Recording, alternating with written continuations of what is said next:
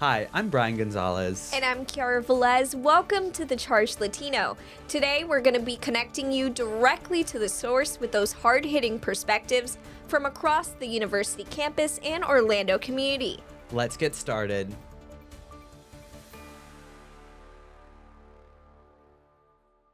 In August, a controversial anti-psychiatry group with ties to Scientology held a two-day event in UCF's Pegasus Ballroom, distributing information to students advocating against psychiatric medication. Anchor Kiara Velez is on campus to tell us more about this story and to explore UCF's free speech policies.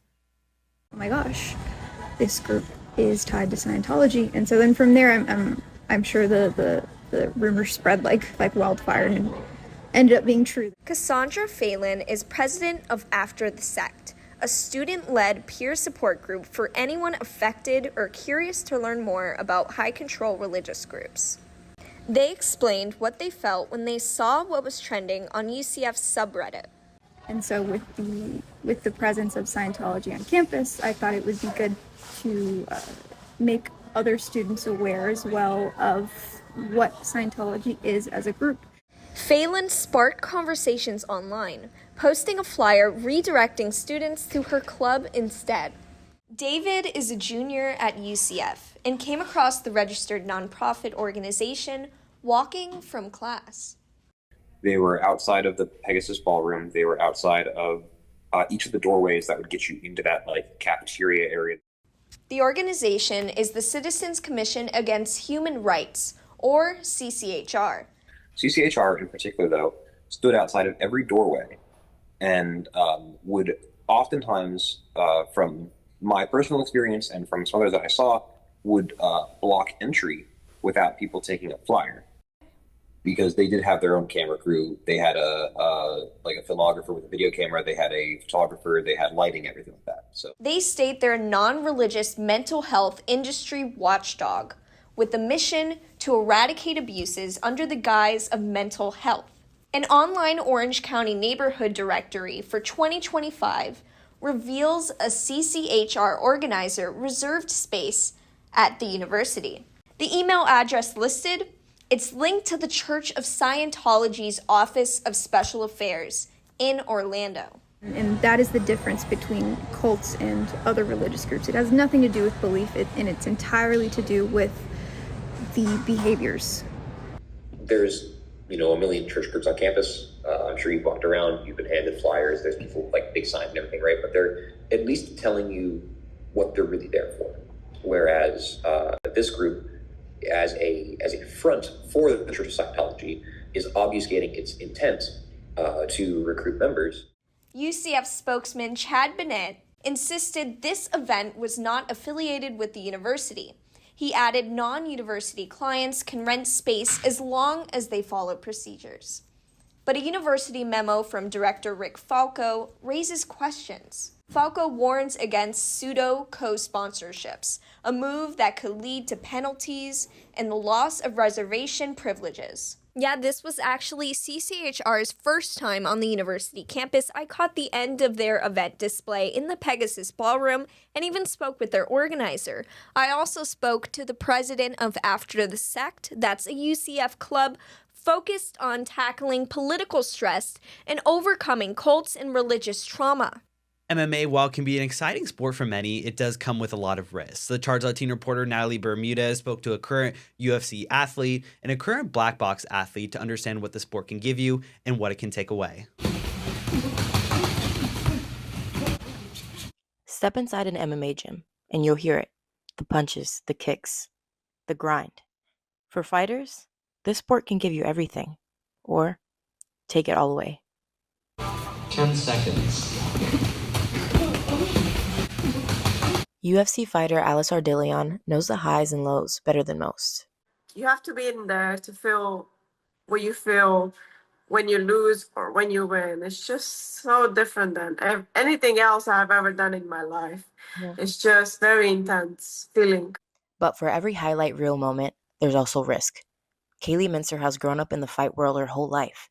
Her dad's a former pro MMA fighter and head coach, and her mom was a fight promoter in England. Together, they own American Top Team Black Box, where Kaylee now trains and coaches. you have to be a special kind of person in general to even want to step into a cage with another man that in theory wants to hurt you. Like that's a big mental step, is knowing that you're stepping in there and someone wants to literally kill you, if anything. Still, fighters keep coming back. Why? Because the reward isn't just winning, it's proving something to yourself and being part of a family that pushes you further than you thought possible. It's amazing. For the Charge Latino, UCF, I'm Nathalie Bermudez. Black-owned businesses are making an impact at UCF's Market Day. The Charge Latino reporter Nathalie Bermudez is giving us her take on how creativity and community is being brought to UCF. At UCF's Market Day, small business owners fill the student union with creativity, culture, and ambition. Among them, there are Black-owned brands making their mark on campus. Astra Wardrobe LLC stands out for its unique approach, thrifting and reselling stylish, one-of-a-kind pieces that give old clothes new life. What inspired me to start my own vintage reselling platform was I just had a lot of clothes in my shop or in my house, and I needed to get rid of it. So I started doing Depop, but I started accumulating way too much, and then I started sourcing just to put onto Depop. So I tried out a market at UCF. Then there's Imperial, a clothing brand built on originality, confidence, and representing culture through every design. Not a lot of minority representation as far as small businesses that are trying to work with UCF, So being able to build something that could in the future turn into something like that for people like me, students like me who have that interest in fashion and in the urban culture and in streetwear. Both brands show that being a Black business owner at UCF isn't just about selling clothes. It's about creating space, expression, and inspiration for others. It's just that welcoming atmosphere and energy, and people always wanting to help and push each other. That's always great. Reporting from UCF, I'm Nathalie Bermudez for the Charge Latino. From film sets to bedroom studios, UCF students are proving that creativity doesn't stop the classroom door. The Charge Latino reporter Isabel White spoke to UCF student Abby Lead to explore how she balances academics with a passion project quickly gaining momentum. Student Abby Lead says she has plenty of free time to explore her creativity outside of schoolwork. She connects her studies as a film major and women's and gender studies minor to the projects she takes on with Creates as their events director. In Creates, Leads works closely with a team to schedule and plan events while also handling photography and production. She emphasizes that Creates is an inclusive space that welcomes diverse communities, including queer students. Her advice for others looking to pursue creative outlets beyond the classroom is, don't be afraid, do it. Getting involved in the creative scene, especially in Orlando where there's so many opportunities, just do it. It's so, I know it's intimidating to meet new people and to get yourself out there, but the moment you even say hello to that one person, it's immediately rewarding. Getting involved in creative things, especially when you're doing something, maybe your major is kind of monotonous or you have work and it's just boring. It's just it's just fun. It's just, you get to do something fun that you enjoy to do with other people. Why would you not want to do that? Leads joined Creates after her friend Tatiana Menza encouraged her to apply. Menza, who founded the organization, is a recent graduate of UCF. When I spoke with Menza, she shared her most rewarding moment with Creates. Honestly, our first event, when we sold out within 10, 15 minutes of just opening doors, that was pretty rewarding. One of our team members made a video and actually took a video of that literal moment, and I always think about that when I think of oh, that feeling was very good for me. We literally just sold out! With members like Leads carrying the vision forward, Creates continues to grow as a hub for collaboration and creativity in Orlando. The collective has already hosted large-scale events like Up All Night and Lucky on Lang, blending live music, visual art, and community to showcase emerging talent. Reporting from Orlando, Florida, I'm Isabel White with the Charge Latino. The University of Central Florida is one of the largest universities in the nation and also a leading university for international students. We profiled Gavino Sanchez, an international student, focused and driven to take his education back home to support his family-owned coffee farm business. The Charge Latino reporter Bianca Lopez has more on the story. Gavino es de un pueblo en Honduras que se llama San Andrés y él eligió estudiar en la Universidad del Centro de la Florida por su reputación en la área de negocios. Él estudia marketing para poder crecer como productor de café. Gavino nos cuenta sobre cómo funciona el negocio del café, ya que el propósito de su título es para que él sea el intermediario que expande la marca de su familia, que se llama Café San Andrés. Nosotros vendemos nuestro café, todo lo que cosechamos, se lo damos a compañías que se llaman intermediarios o exportadoras, y ellos los mandan a las cafeterías, los mandan a las marcas de café para que ellos lo vendan.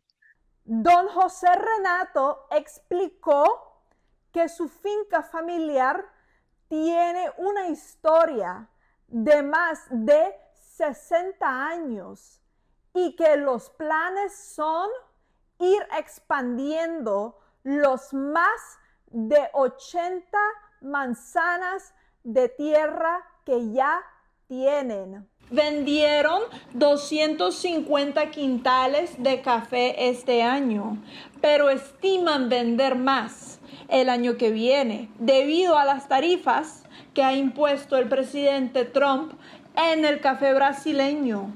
Las tarifas en el café brasileño ayudan a los mercados más pequeños, porque los brasileños, al vender menos café, siendo el país que más exporta, significa que ahora la demanda en otros países se subirá y producirán más. Los precios que tuvimos fueron buenísimos porque según los costos que tenemos nosotros ganábamos, nos quedaba mucho rédito, pues. Entonces, y este año que viene, pues por lo que ha pasado en Brasil, yo creo que se van a superar los precios. En Orlando, Bianca Lopez, The Charge Latino. From courts to fields, sports are a hobby for some, but for paintball players at UCF, it's a passion. I spoke to UCF Paintball Club President Jackson Sibbets and Vice President Alberto Baez to understand their passion for the sport and their plans to become world champions. As the buzzer sounds, the UCF paintball team rushes to the field. Their objective is simple: to eliminate all opposing players or hit the buzzer on the other side. For UCF Paintball Club Vice President Alberto Baez, it's about more than just the sport, but about the people. It's the community. It has always been the community that keeps me going. It's aside from how hard we play, all the practice we put in, all the time we put in to try and win, and how great it feels to win, the biggest thing of all is the people that I do it with.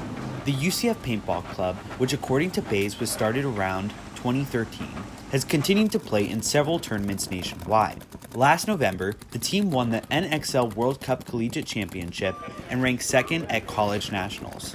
For those in the club, it's not all about winning, but having fun. As UCF Paintball Club President Jackson Sibbets says, it's his passion that keeps him going. It is something I've never experienced before. There's very little in my life that I've played where I get the kind of adrenaline rush I get from paintball. And coming from baseball to paintball, it's a new team sport for me to sink my teeth into. Reporting from Melbourne, Florida, I'm Bryan Gonzalez with the Charge Latino. Hey, you gotta tell your Florida public schools are facing a large decline in enrollment as parents are choosing to put their kids into private schools, homeschooling, or micro-schooling. But this has a large effect onto public school budgets and possibly can impact the future of education for parents, teachers, and students. The Charge Latino reporter Bianca Lopez has more on this. Some of the reasons for this decline is due to parents' dissatisfaction in the environment of public schools, curriculum, low grades, immigration, and low birth rates. Florida's voucher program helps families afford this switch. Director of Policy and Advocacy at Florida Citizens Alliance, Ryan Kennedy, talks about how much money is in each voucher. The average is $7,500, but it averages by county. It's very closely tied to what the per pupil funding rate is in your school district. Since more than 500,000 students use this program, public schools are losing funding.